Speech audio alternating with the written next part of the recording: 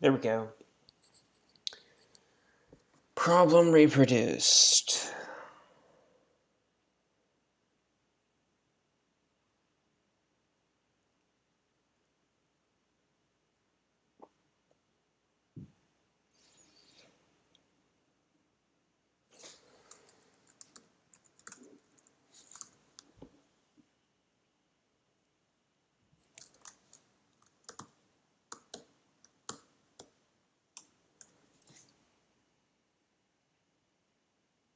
Wait a sec. The last thing that happened to this memory was it was made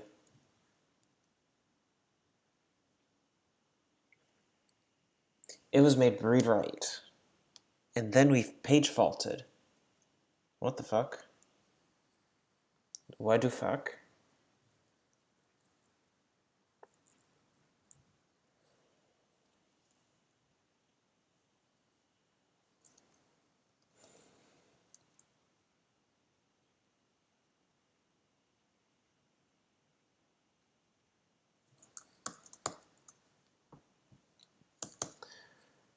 Alright, yeah, let's find out what this is. So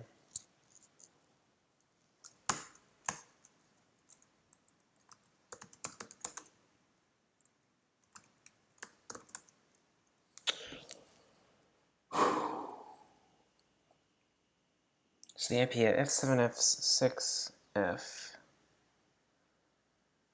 You know what I want to do is do that, but press Control Z so I can check the memory mappings.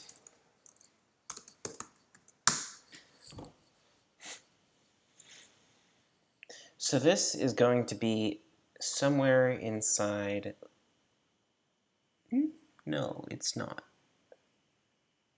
Oh, this is inside the VDSO, of course, because it'd be like that.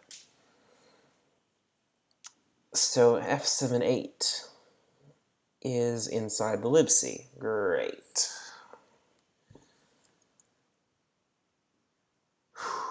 I might have an IDB for this.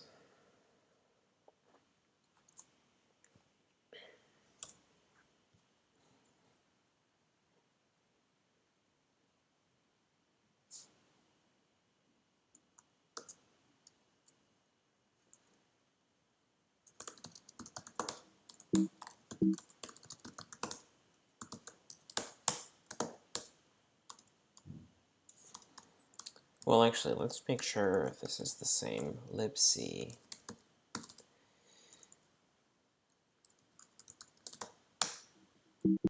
Yeah, okay.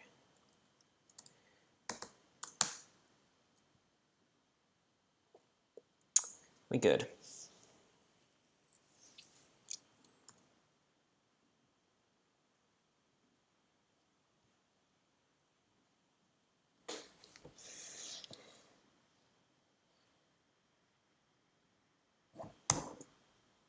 So you got this address.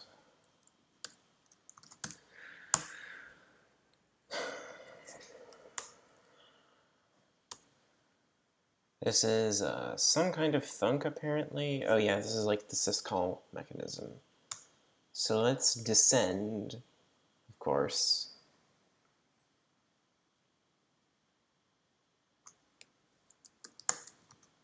Maybe we had to let it run a little longer. Map more things. Yeah, it looks like it. Okay, so F7.1. Is there anything mapped there? F7.1.8. 1A. There is nothing. That's just data mapping. How about F7F8B? That's libc.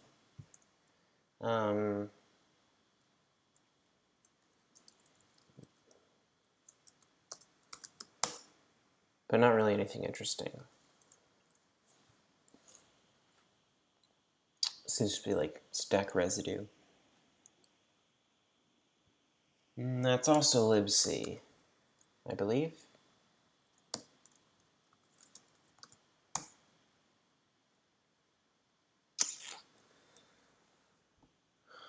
Fucking bitrate. Alright. Call mprotect. That seems wrong, as we're looking at an mmap call right now, I think.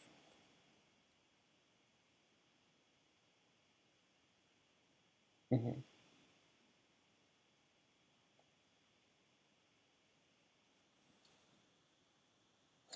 Oh, maybe this?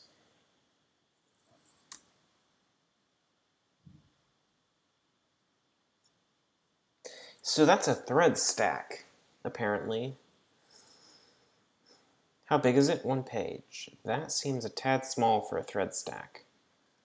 Yeah, let's keep looking. Oh, it's data, it's data, it's data.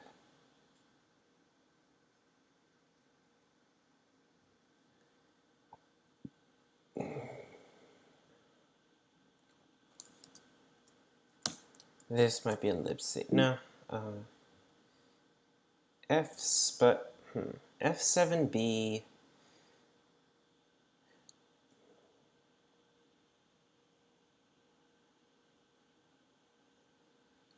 F7B088. We can look at this in libjvm.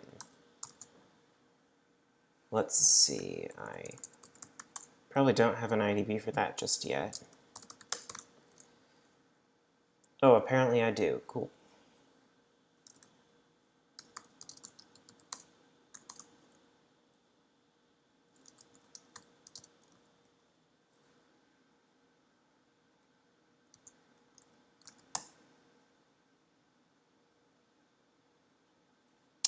Yep, okay.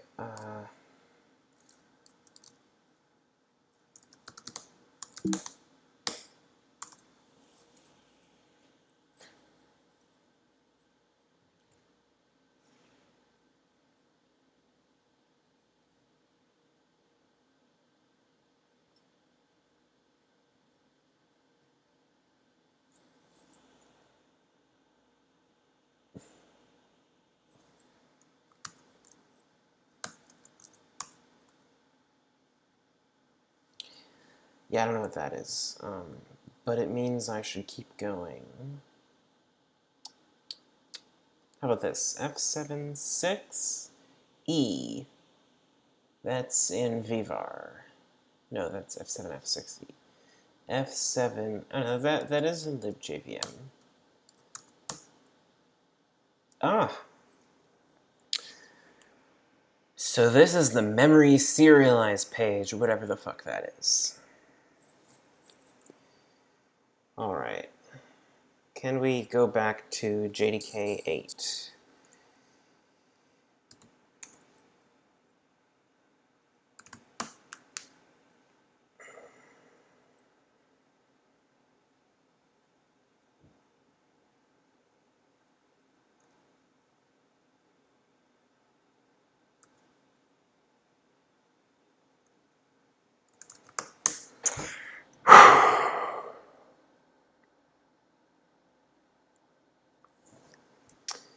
Yikes.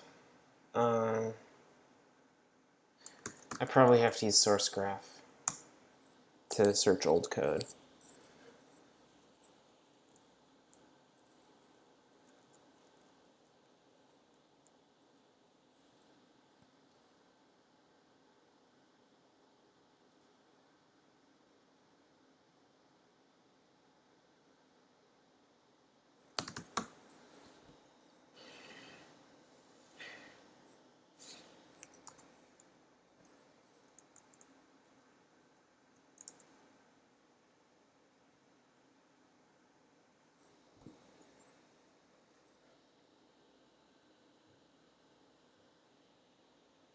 Okay, here we go.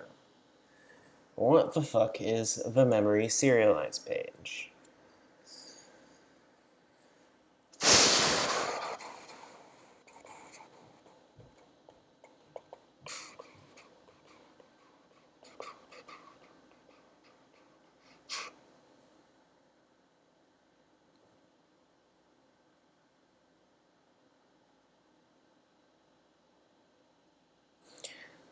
And the other page is apparently the polling page.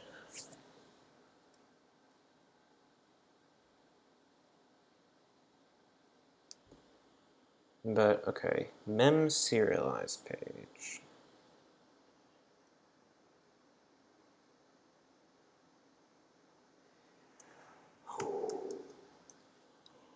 Who uses this?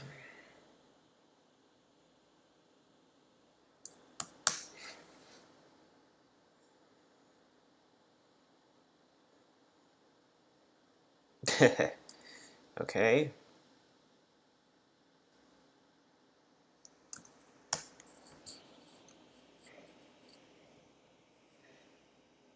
It is an HPP.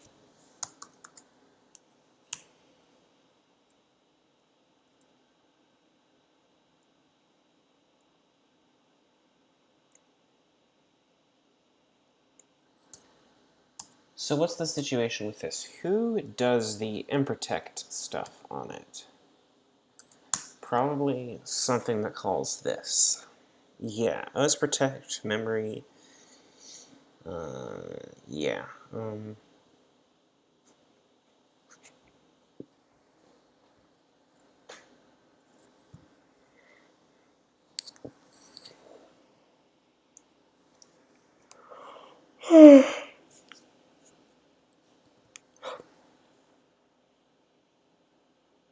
Scrub the serialized page lock.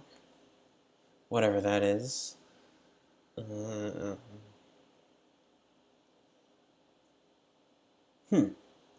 So it just does write protect and then allow write with nothing in between. Just does it.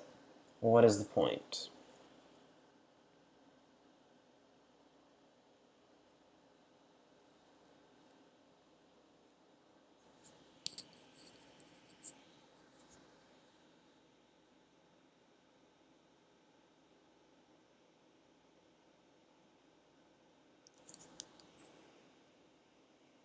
I guess there are a decent number of comments here.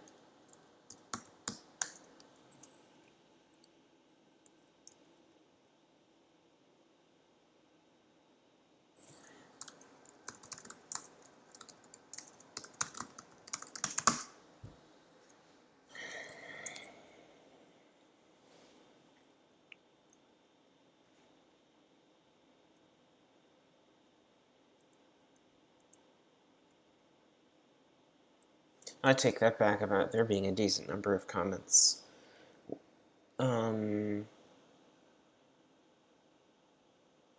Okay. So there's supposed to be a segv handler. Interesting. So this segv just would have been handled. Alright,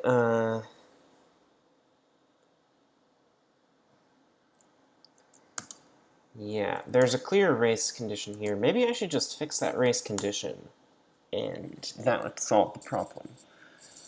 The whole point of this was to tell the difference between map error and ACK error. It doesn't really matter.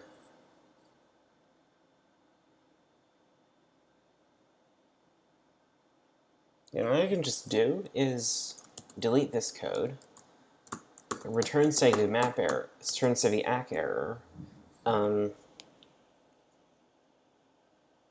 because apparently the access was in fact invalid at the time.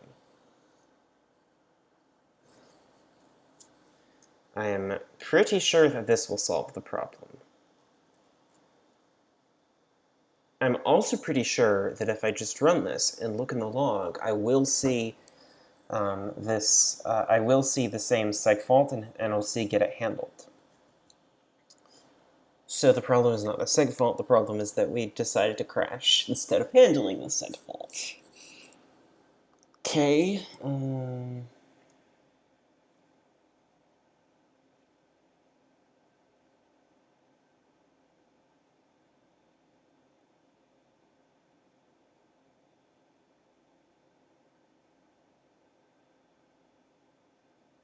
Now we're not even using the type argument, so maybe I should just get rid of it.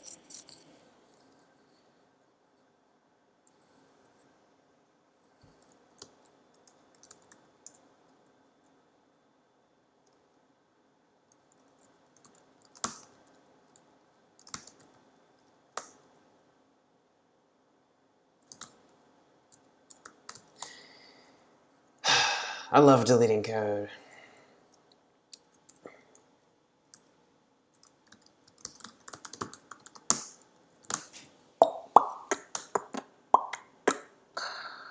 Hey Synox, been a while.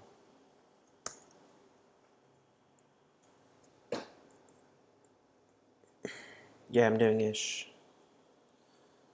Currently trying to deal with a bug report that was complaining that they couldn't get a Minecraft server to run.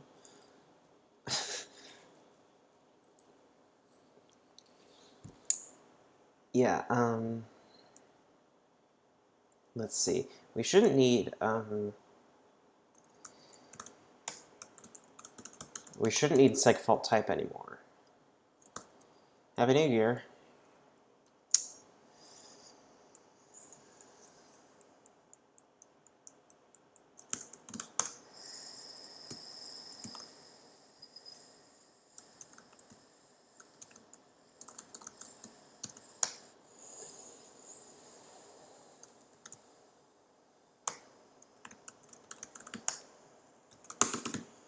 Ah, the sweet sound of deleting code.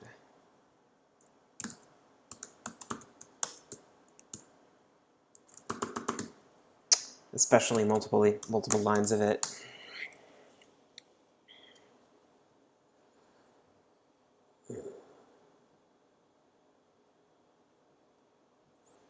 Yeah, iPad is ARC64, so all of my assembly code has to be written twice, making me regret ever writing any assembly code.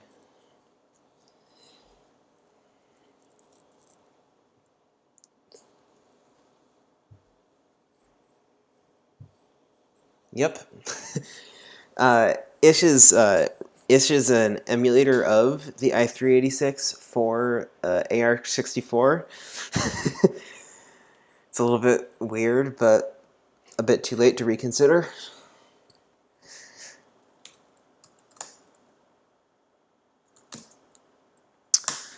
All right, this should work. Should.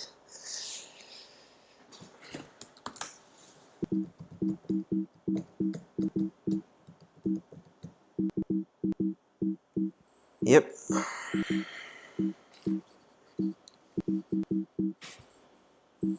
Yeah, Ninja's pretty cool. The main advantage is for projects with tens of thousands of targets. It starts a lot faster. It's also just slightly nicer. Yeah.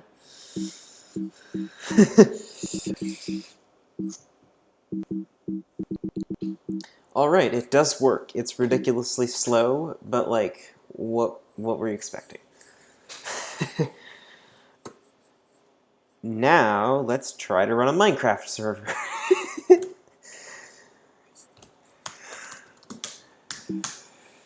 There is no way this can possibly work.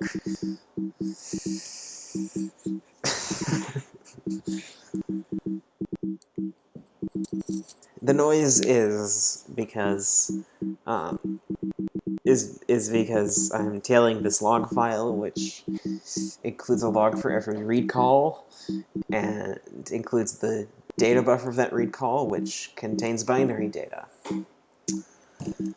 I am 19. I'm just going to kill the noise. Solve that problem at least.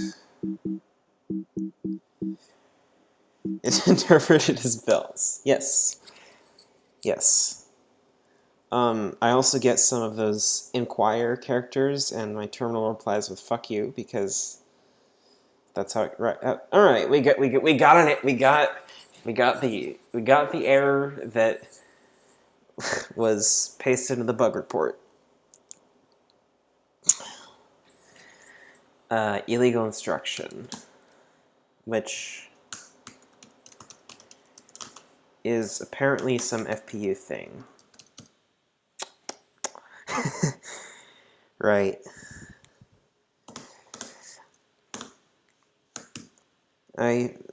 Probably audio bells are less epilepsy-inducing. So this is Finkstep, which apparently I haven't implemented yet, but I'll just do that. Oh wait, I should commit what I just did.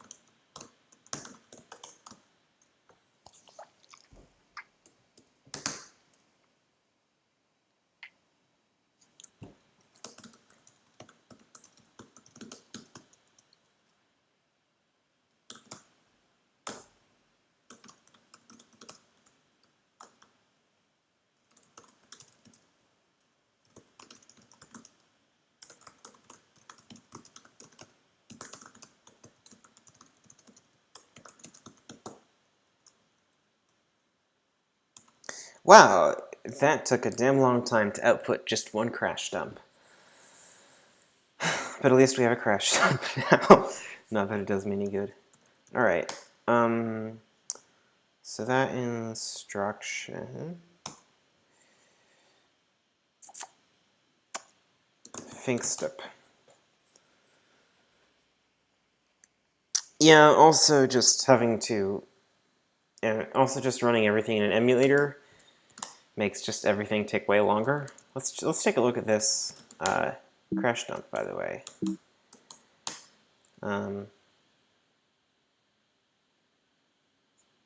It's not that long.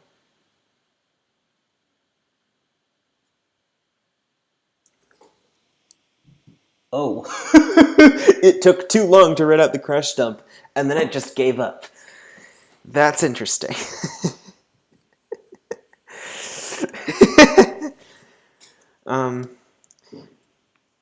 Yeah. Oh god damn, that's a lot of page faults. I think I see a problem here.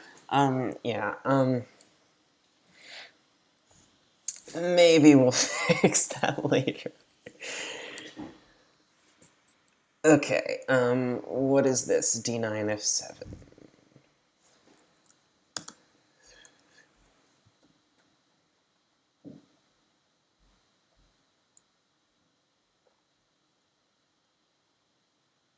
Let me just go and grab this from my AMD ISA.h PDF.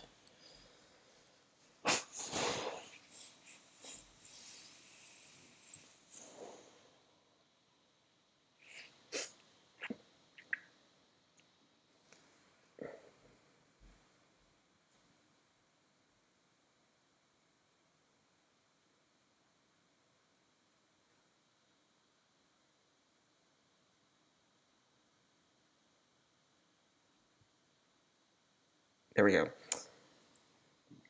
So I want 6. I don't know.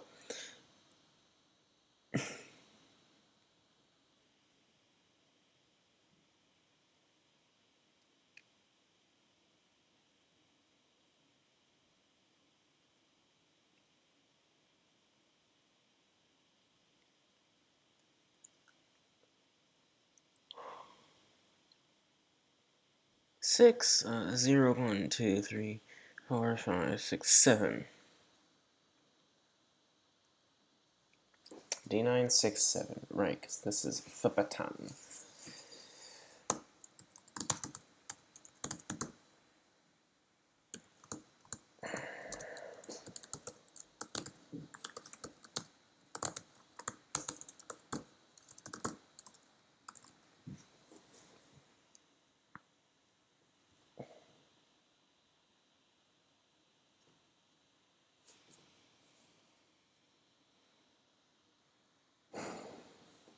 Yeah, recursive core dump would have been interesting. It actually didn't do a core dump because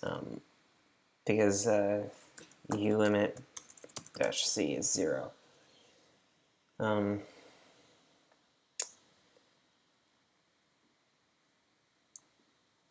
think I remember though that the person who filed the bug report did set u limit dash c unlimited and upload a core dump.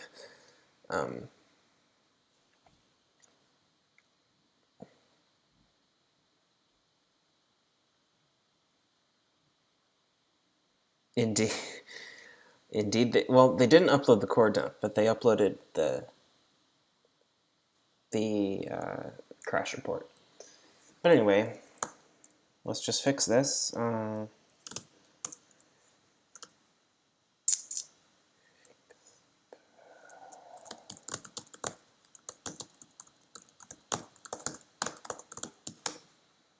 Oh my god.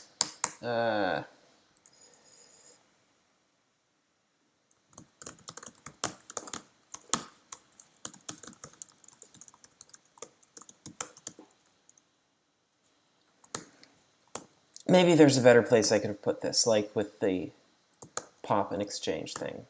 All right. Because this is basically just... actually, I don't know what the difference is between this and just pop.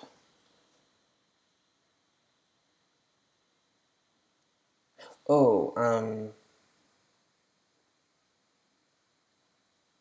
this is not equivalent to popping the stack because the previous top of stack is not marked empty.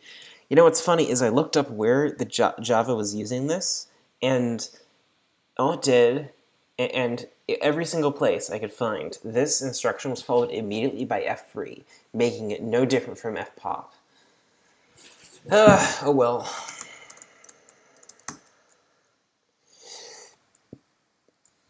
All right, what's this?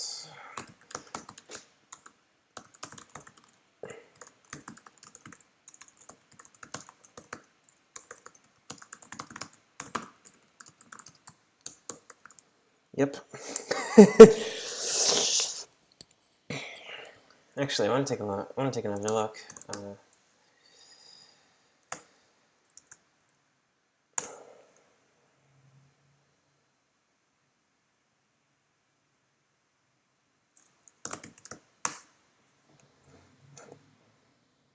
Okay, so they have it in the assembler, and look, free followed by inkstup.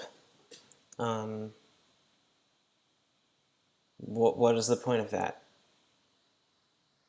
Oh, guess what? I'm pretty. It implements fpop with free and stp. Like, oh, I think there might not actually be just a plain fpop instruction. That would explain it. Oh well. I only have this .ad file. Who knows what's going on there? What the fuck is this? Architecture description. Yeah.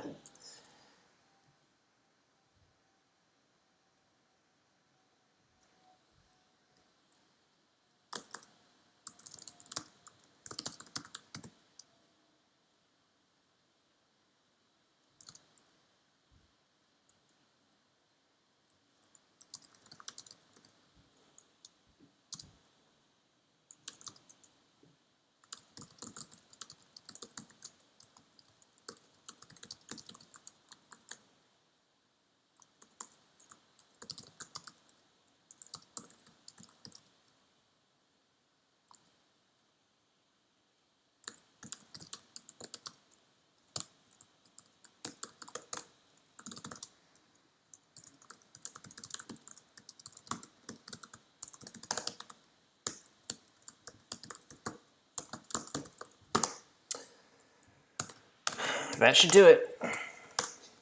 Now you're ready to play Minecraft? Oh, shoot.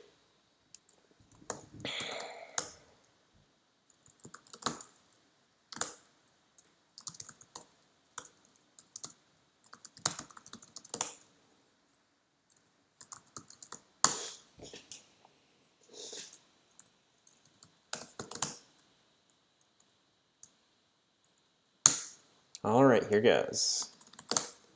You know what would be a good idea is to add the verbose flag. Because otherwise we'd be sitting here for hours having no idea what's going on. Okay, it's loading some classes, which is good news, a little bit. It hasn't loaded any classes that are actually part of Minecraft yet.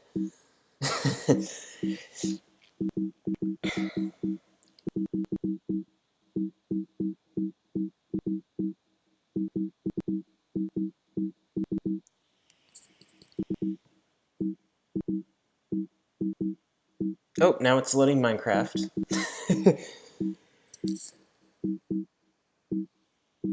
I wonder if I can compile and run Hello World yet. I guess we can try that in a little bit. Loading. Logging. Whoopee. So we can log stuff, maybe. Maybe never. It's like this works, but is way too slow. I feel like if I left this for an hour, it would actually start a Minecraft server.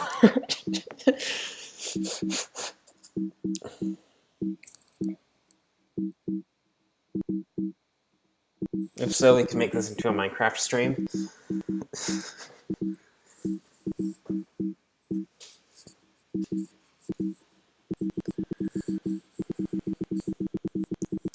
Okay, what the fuck is going on now?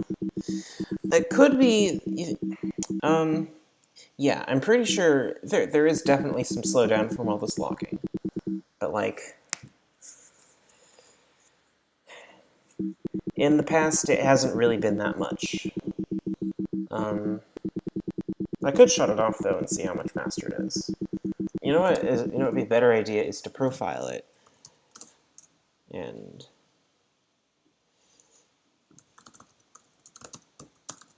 see just how bad it is.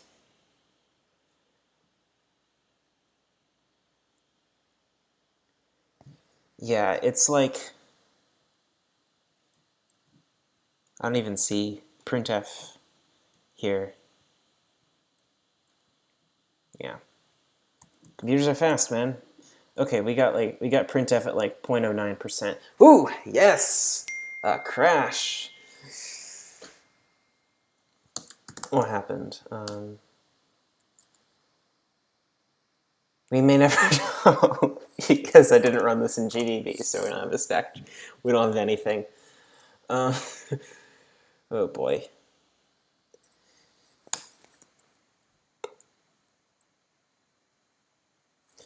Yeah, time to try again, but I'm gonna do something way simpler, which is just compile a Hello World program.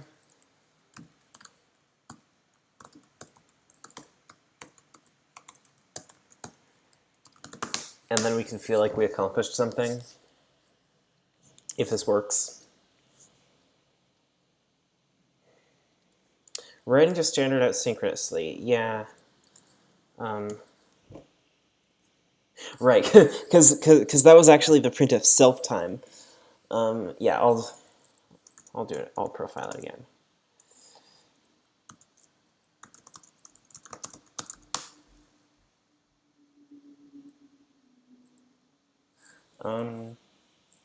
Do you see write anywhere here? Native write MSR, whatever that's doing. Native APIC MSR. You won't see it? Why not?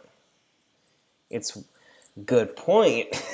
You know what I can do then is check htop, and yeah, we're only at like 50%. That might just be because tab 9 is running.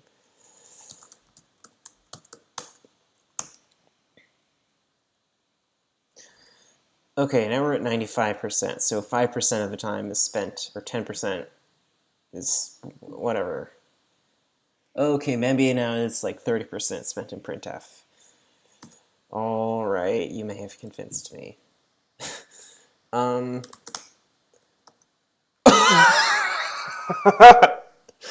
Good shit. We have now reached the infinite recursive page faults section of this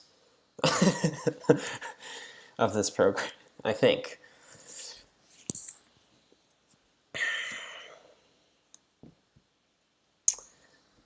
Yeah, what the fuck?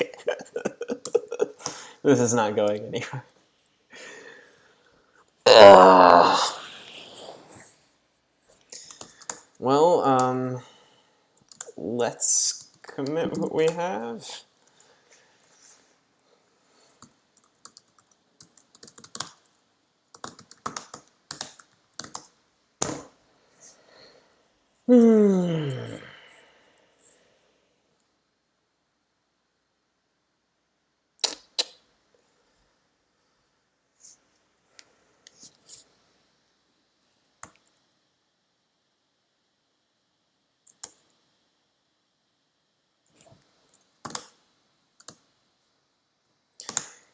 Yay, I accidentally duked my log file.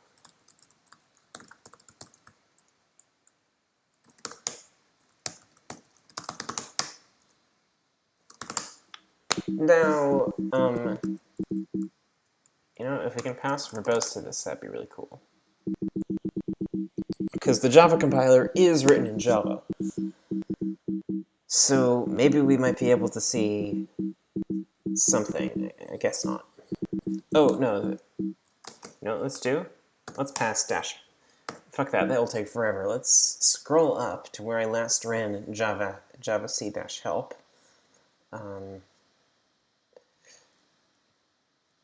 There we go. And you can pass flags directly to the JVM. -j verbose. There we go. It's going to be very annoying to ever run a Java program, I guess, without verbose. So let's give this a bit.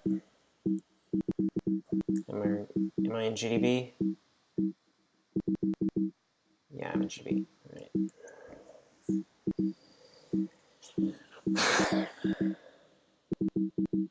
Ooh, did it load it loaded a compiler class. Oh my god. It's loading compiler. This is, of course, going to be completely unusable.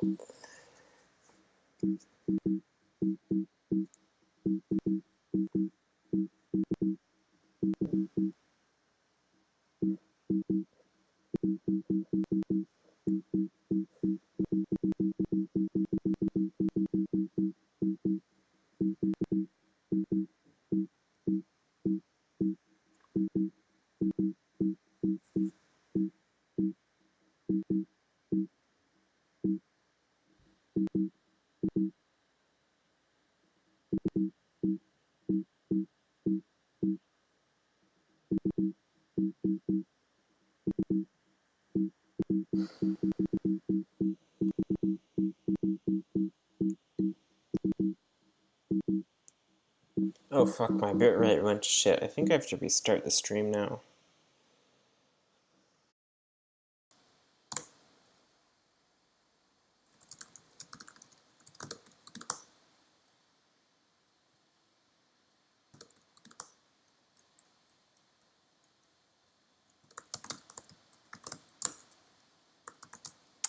Yeah, okay. Maybe I should just sit here while we get an infinite recursive. Yeah, okay. Maybe I should just sit here while we get an infinite recursive. I can't talk anymore. Yeah, okay. Never mind.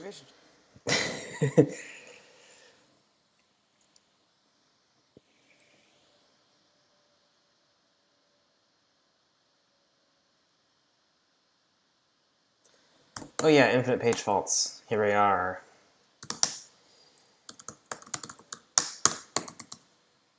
So what the hell is going on?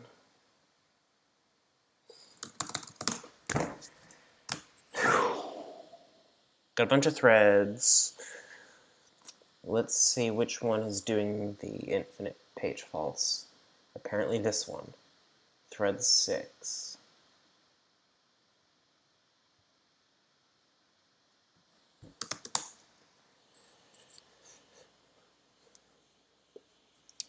You know what it could be? It might be like using so much CPU. It doesn't access the internet, which makes me wonder like why OBS is saying there's a problem with bitrate. Yeah, it's weird. Maybe I should just get a better computer. honestly. This one's only got 2 cores, which is like barely enough.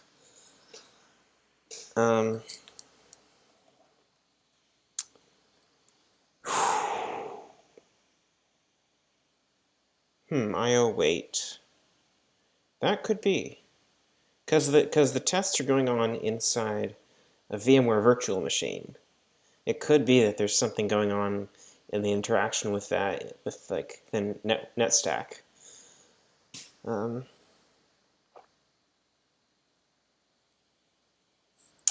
could be swapping. You mean swapping in the guest or the host?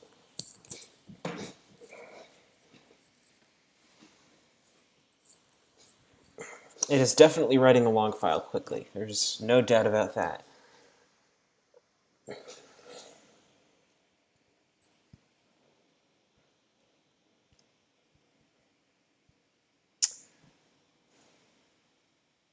I could, yeah,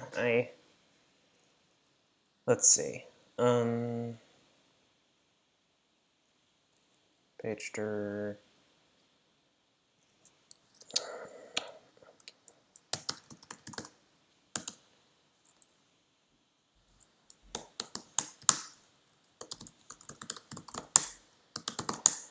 Okay, we have a stack trace now.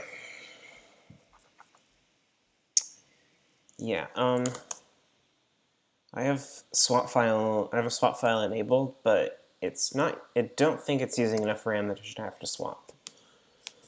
I can always try turning that off, but like, there are definitely more disk writes being done by the logging than swapping. Okay, this. Yeah, you know, I'll try that theory out. See if killing it fixes the stream problem. Let's see here.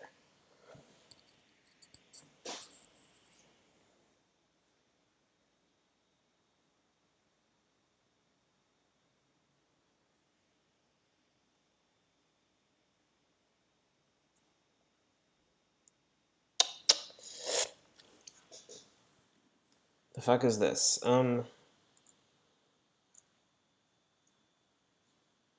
You know what let's do is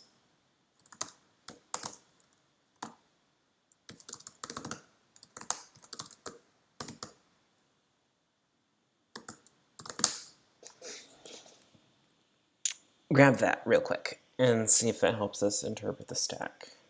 We're at F7, F8, 9. This should be the page fault.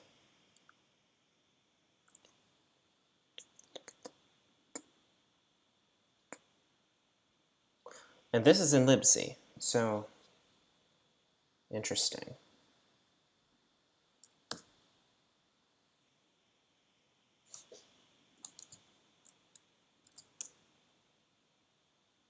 Air no location. What? What's... Okay, so this is a GS relative read.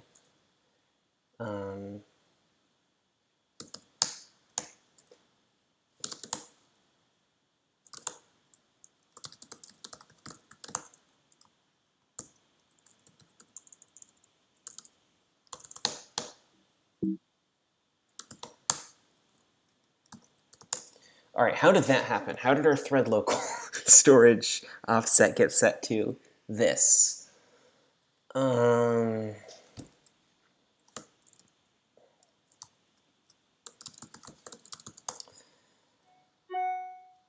This is something I should be able to like set a breakpoint on.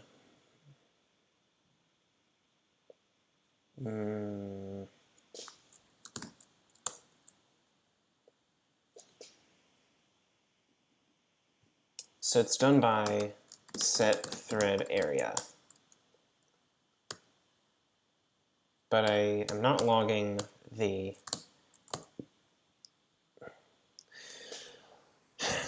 Yeah, I don't know.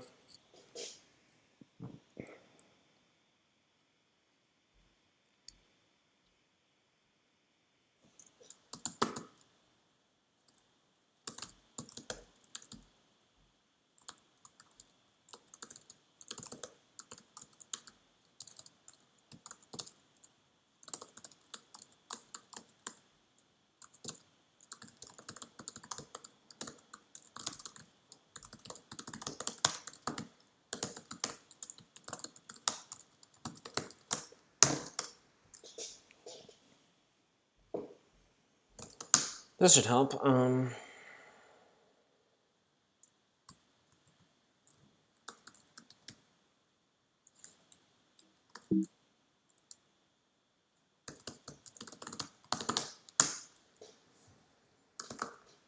Okay, time to see if the bitrate tanks. It's working okay. It's working okay so far, but oh wait, am I in GDB? I hope I'm in GDB. I'm not in GDB. This is not going to be. This is not going to end well. And the thing hasn't been saved in the shell history. You know what? Let's fix that.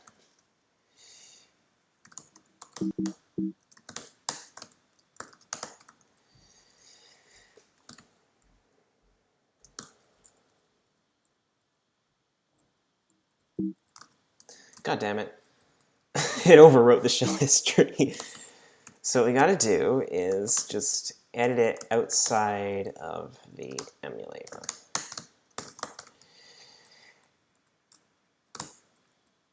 No? Oh, for fuck's sake. Is this... Oh, did I need bash history because I'm using bash? Probably. Yep. There we go. Now I won't have to start over from scratch next time it crashes.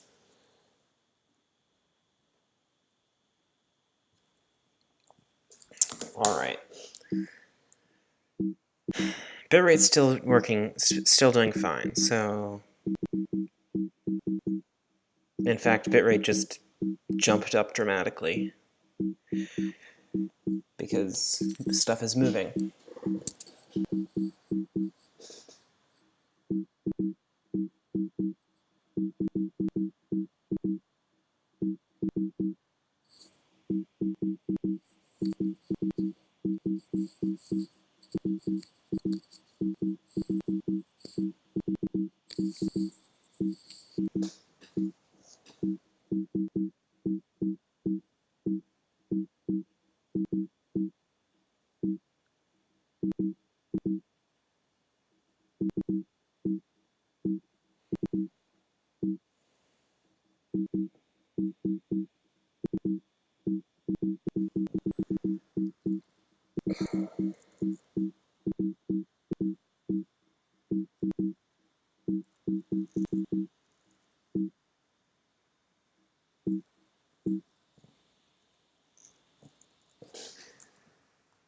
Oh, God, no, please, no. Okay, I feel like we need a data breakpoint for this or something. Write back memory limit, good point. What's the file to check on the like buffer size? Well, there's not much dirty, so like I don't know.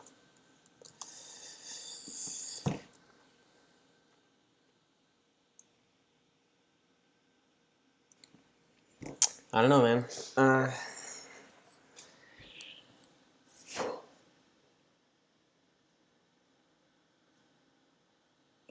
It's 8 o'clock. What was I thinking of doing? Oh yeah, RR. I love RR.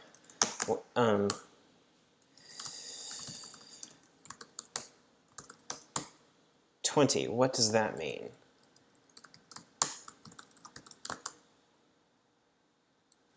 Apparently, that's not the right man page.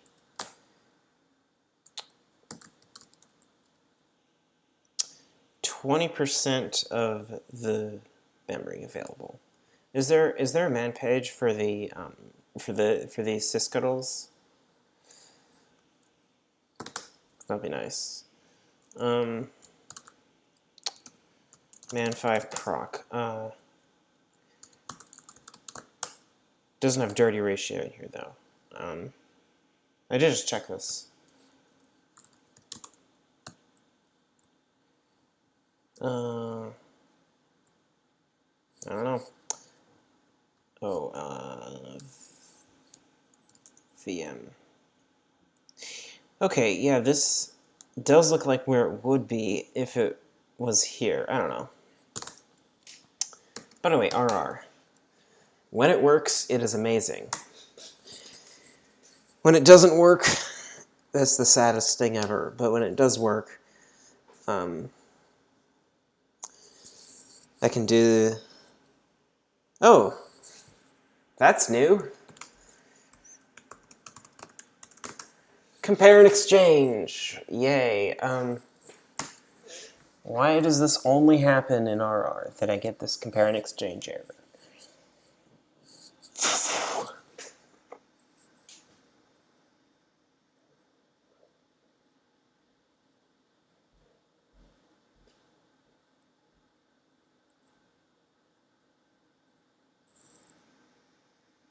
I don't know, but I guess I should just implement compare and exchange. Compare and exchange AB, at least. Because, like, I did the atomic version, so how much harder could the non-atomic version be?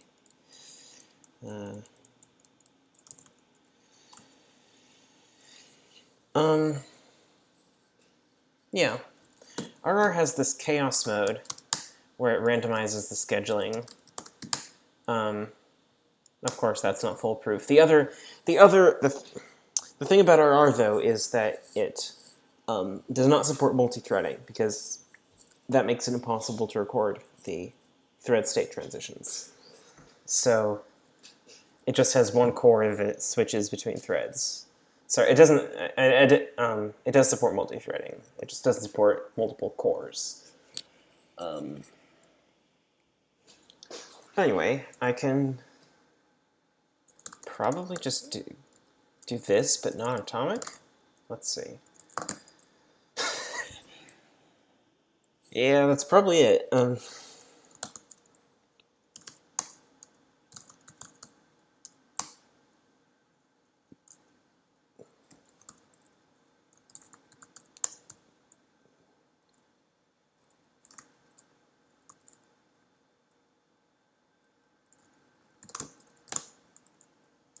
Does it need the lock prefix? No.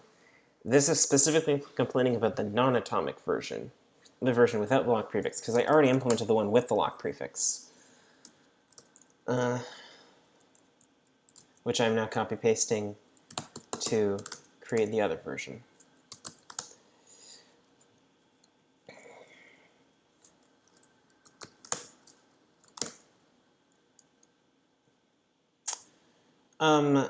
What do you mean, atomic?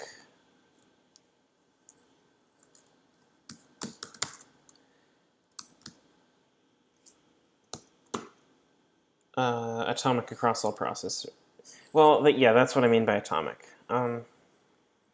Obviously, it's like if you like, does atomic really make sense if you're only like, well, what does locally atomic mean? What does that? What does it give you? Like, if you just have one thread, you you can only observe the state of things like before and after. So like,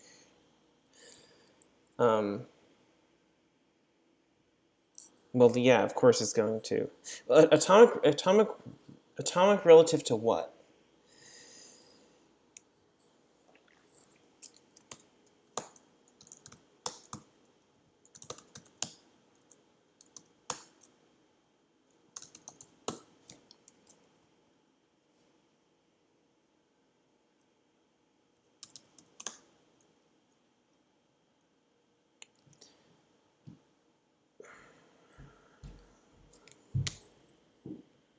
I just don't get like what is the atomic, like what else is there going, like if you just have one core, what is else is running that you need to be atomic relative to?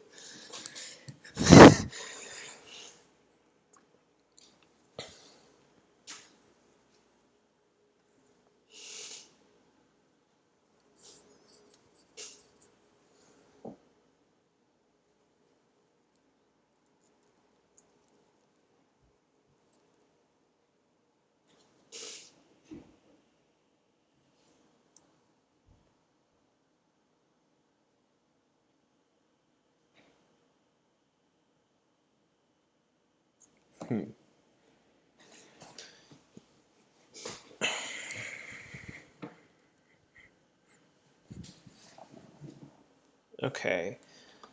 So the difference. So you're saying the difference would be if you have two cores, then then what would the difference? If you have two cores, then what would the difference be between being locally atomic and not trying to be atomic?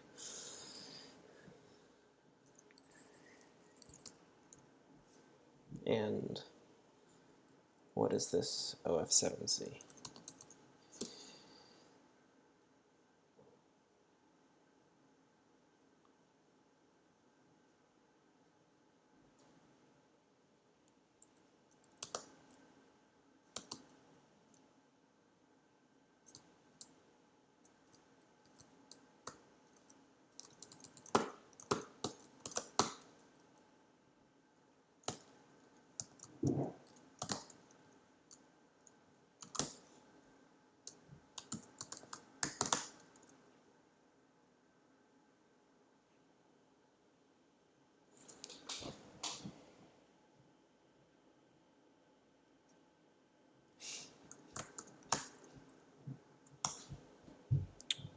Yeah, so the lock prefix gives you, the lock prefix lets you be atomic globally, right?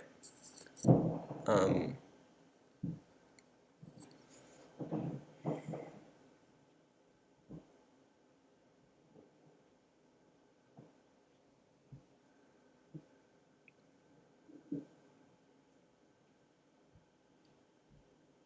think, did you mean Mezzi instead of Mosey?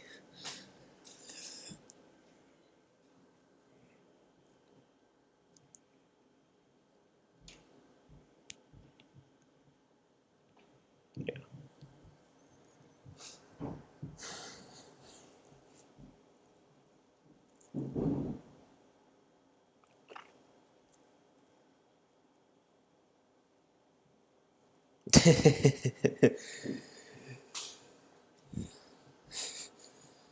All right.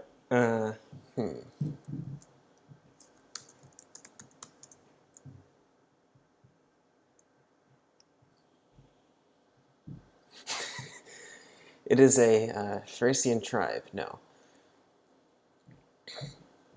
Interesting. I have really no idea how this works, so it'd be worth going into. It'd be worth reading about at some point. If you build spin lock primitives without the lock prefix, yeah, yeah, you obviously won't have a working multi-core program if you don't use the lock prefix for your spin locks.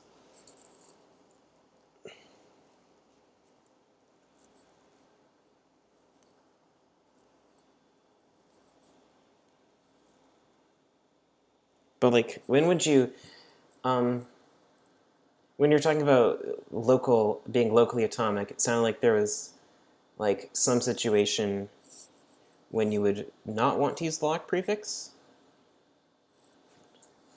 By the way, how's we doing this? Okay, we got the infinite page faults.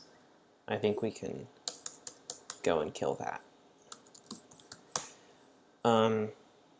Local T. What is that?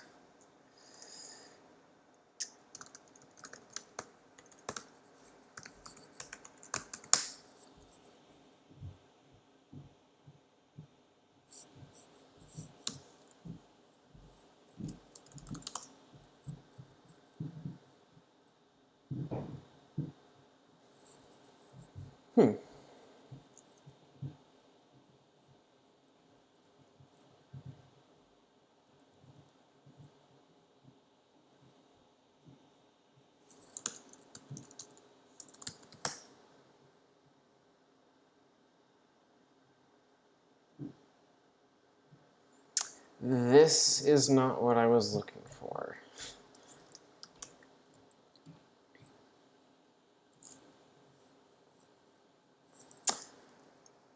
Uh, Yeah. I did find local T in the kernel. This is, of course, not documented or anything.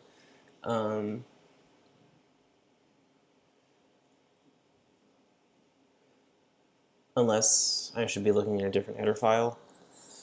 So I was going to take a look at, local T on Google, okay.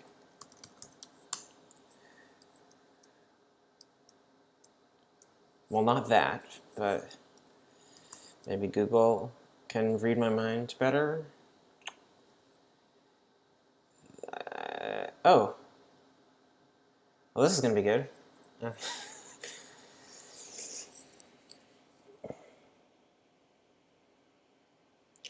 Okay, so atomic against interrupts. And so other things that would run on the same core. Is there, now let's check if there's an ASM generic local.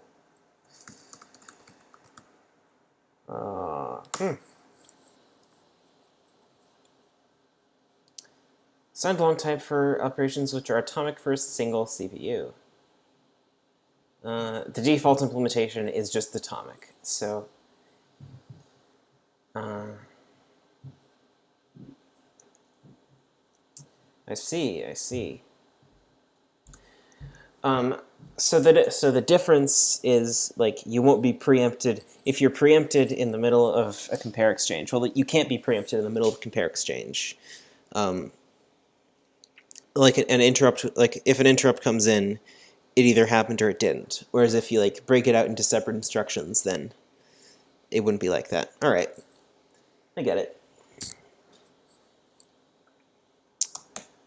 I don't need the lock prefix because stuff running in this emulator is not directly preemptible, or is it?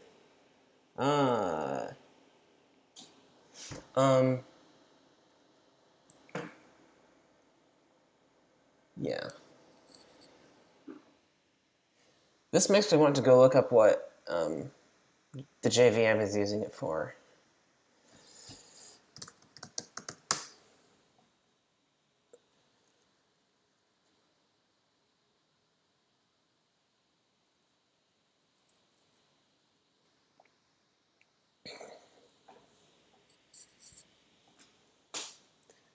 Solaris, that's probably not what we want. BSD, Linux, that's locked. Lock if MP. This is always locked. Oh, Well, this is not Solaris, so I am not sure where the hell this is coming from. Unless I might be searching for the wrong thing, and this is probably, the odds are that this compare exchange 8B is coming out of JIT code.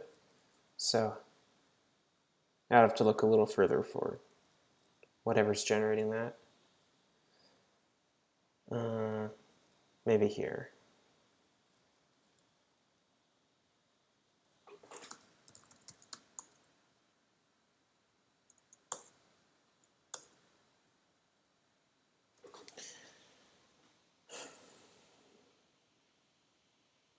Okay, so they call it compare exchange 8 rather than 8B. I'm looking for why we have to do this, why we have to implement this instruction at all. Okay, here we go. They leave out the B, I guess, because B is stupid. So none of that, but it could be like any of this. Assembler. I'm probably looking for something in here that would do. What exists? Well, obviously I should implement it if it exists, but I would like to understand why. I'd like to understand why it's being used. because maybe I did it wrong, and if I understand what's going on, I can figure that out.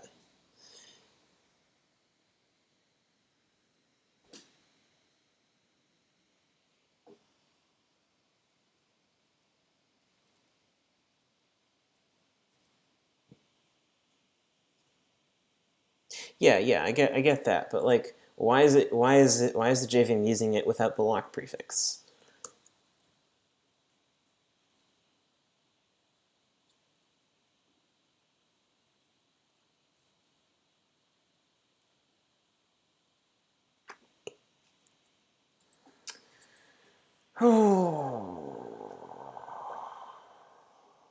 Does it matter?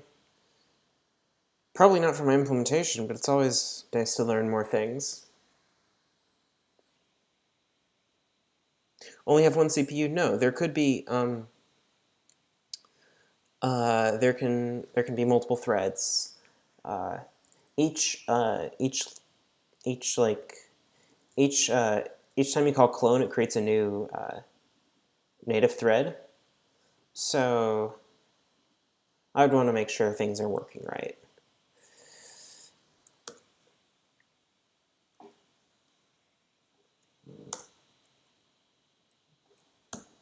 Okay.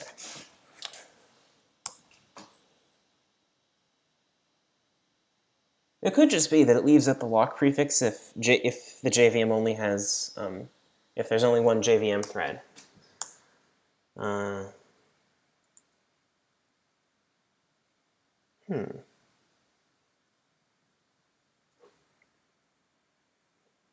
Okay.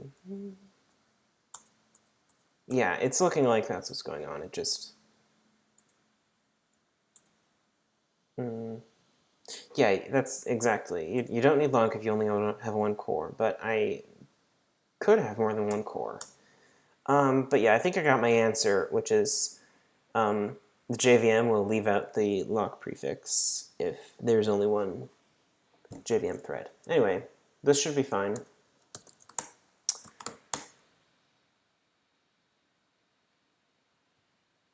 Oh yeah, I was going to do our replay to find out why we're getting those infinite page faults. Fuck, I just nuked my log again. Oh well.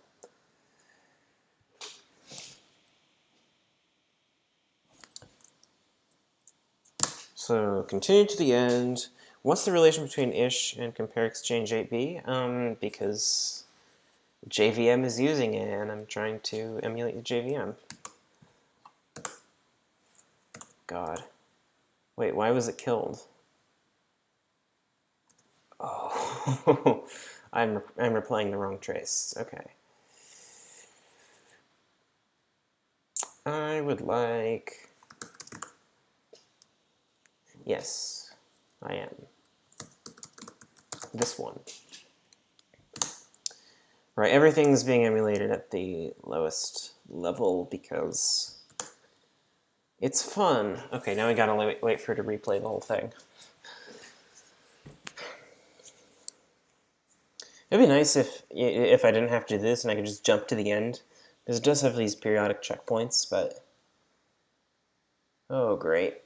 Oh, wait, no, that wasn't what I wanted to do. I actually did want to do it again with compare exchange implemented. Anyway.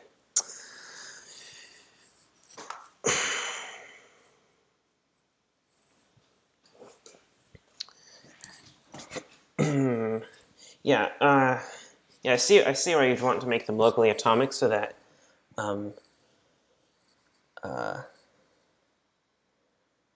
so that so that you get the so that if yeah, I see. But I think I have that because a thread can only be quote preempted when it like in like at like certain checkpoints. Not making other threads be able to see transient states. I thought that they could see transient states if your operation is only locally atomic. Well, by preempted, I mean, like, go into a system call. That's probably not, you know, locally atomic is relative to the CPU. Yes.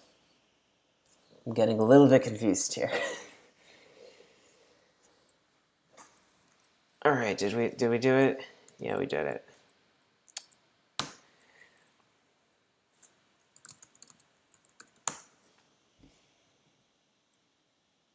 Right. So you get so you could get preemption.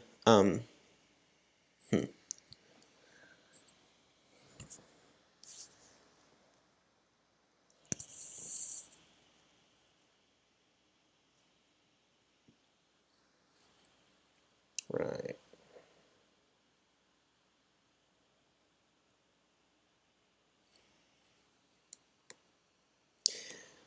I guess an example of where this might matter is the ARM implementations of the ARM implementation of like add is gonna do a load, add, store as separate instructions, of course. So if that's being expected to be locally atomic, well then it wouldn't be.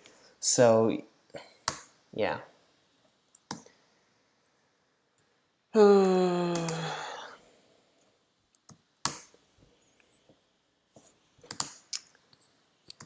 prefer to take the approach of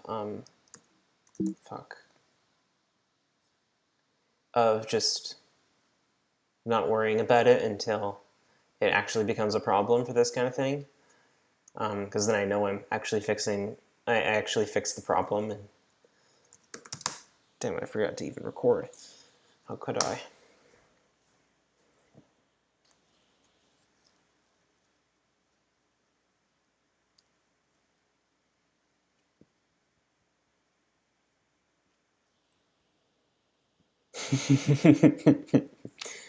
Yes, you're quite right.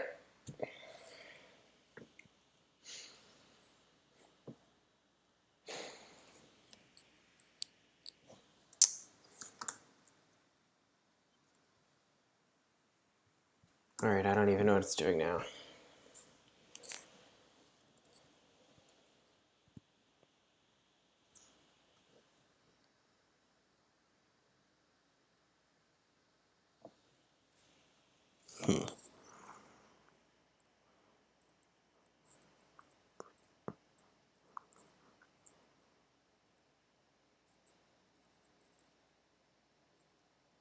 So thinking about, yeah, good night. Thinking about like if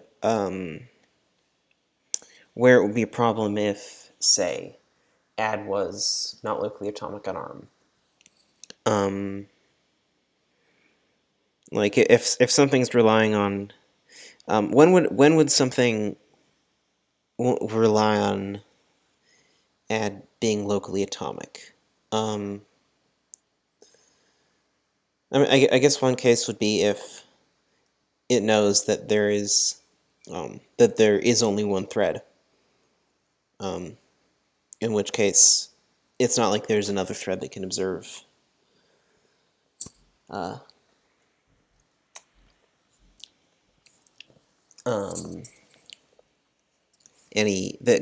intermediate state. Which is, I think, the JVM situation. There could be signals. No, you can only get a signal as certain. The thing about like only being able to receive a system call at certain checkpoints also applies to signals. So that's at least okay.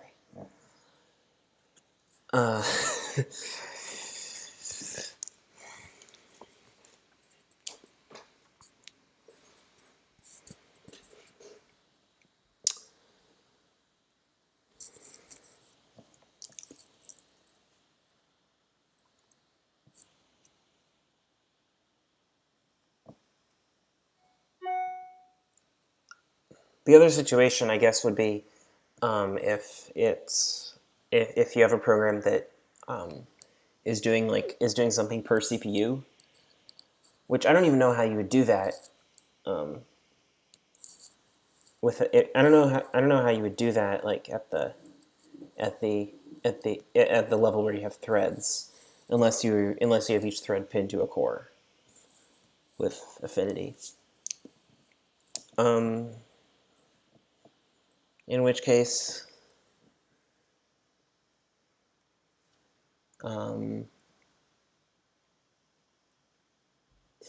yeah, if you're pinning your threads to a core, then like,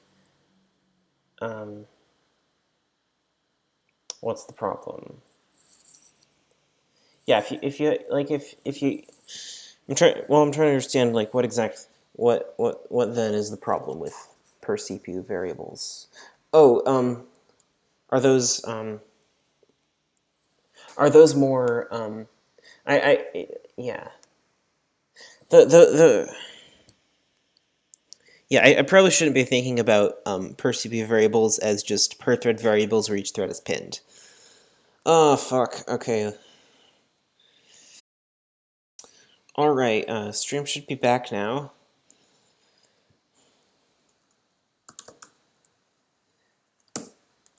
I don't know. I was saying I probably shouldn't be thinking about about per CPU variables as just like per thread variables where each thread is pinned to a core, because like you would actually where I mean like where each thread has affinity of just one core. That's not a realistic use case of per CPU variables. Don't you when you use a per CPU variable, don't you like disable preemption temporarily so that your CPU number doesn't change?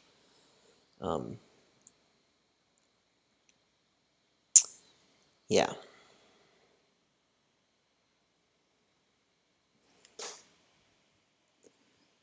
So like, how do you do that if you're not a kernel?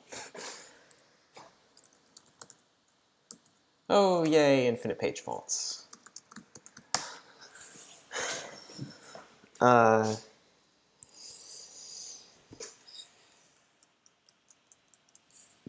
You don't have per CPU variables in user space. That's good.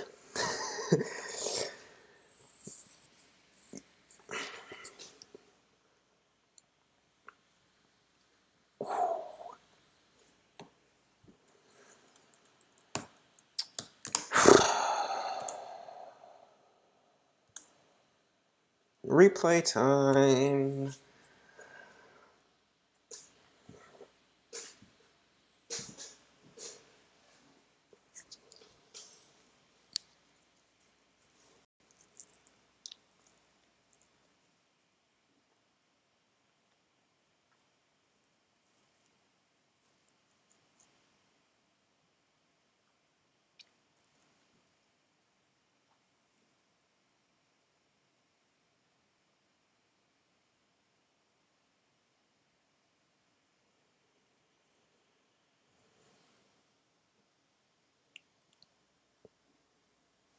This is going to take as long as the original, as long as it took to originally record it, which is annoying.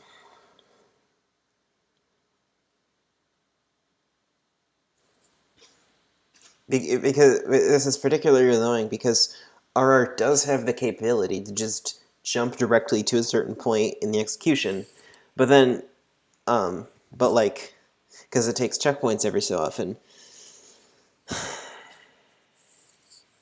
Actually, you know what? It might be good to see if there happens to be a command to do what I want.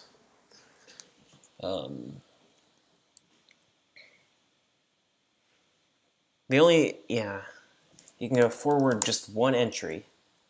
Oh, this is like a back forward thing like you have in a browser. That's not very useful. So I can't just jump to the end. That's kind of disappointing. Oh well.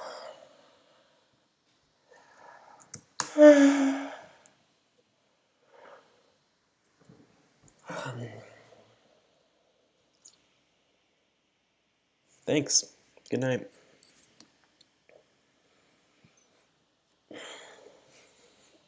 Well, it's technically night, though maybe not be for much longer.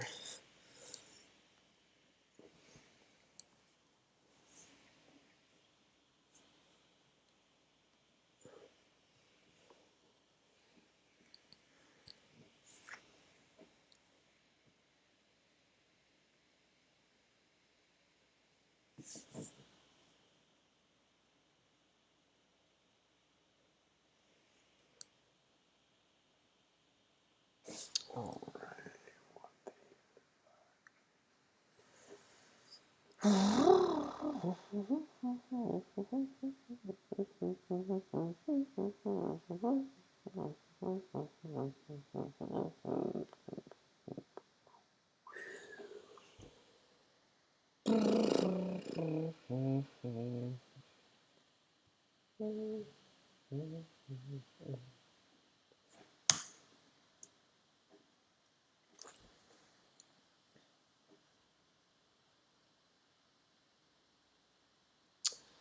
Any other bugs that we found? Yeah, this isn't as fun, but a lot of people have been asking for it, so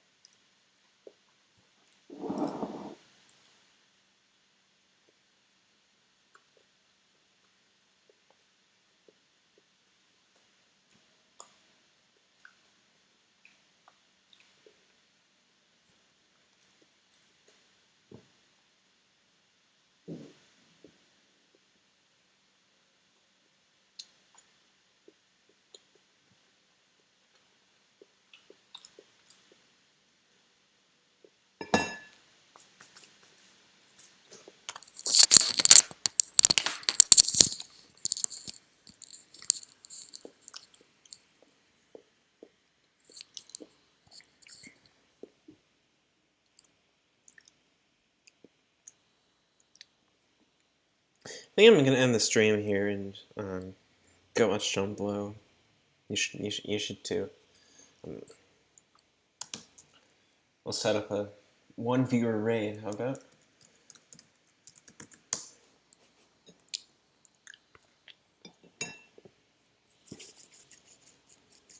Or perhaps even the 0 viewer raid.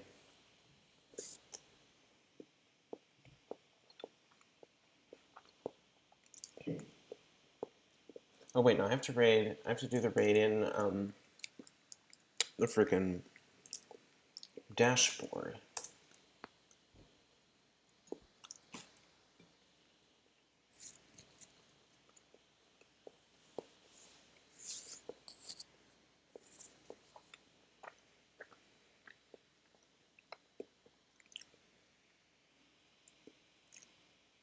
Alright.